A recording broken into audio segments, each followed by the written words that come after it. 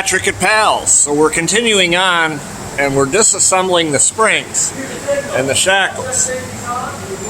So that, you know, these parts have been on here for almost 70 years, folks. Now maybe at some point in their life of the car they were taken apart, but they've been on this car for a long time.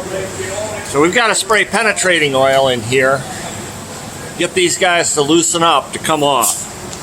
Jim's got to do the same thing where he's spraying it right now, the U-bolts. We want to get these off. Even though we got new parts, we want to get these off in one piece. Keep everything pristine if we can. You can see this side is already loose. He's got it loosened up.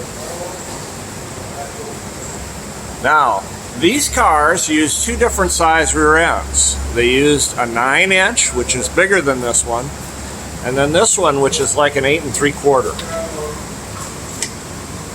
Anytime you're doing springs, you've got to have the right parts in order to reassemble. And you can see Jim breaking it loose now.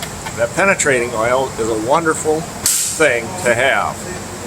If you've got a 55 Ford and need new springs and need new tires, bring it to Pals.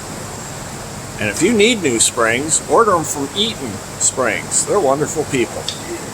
See you soon.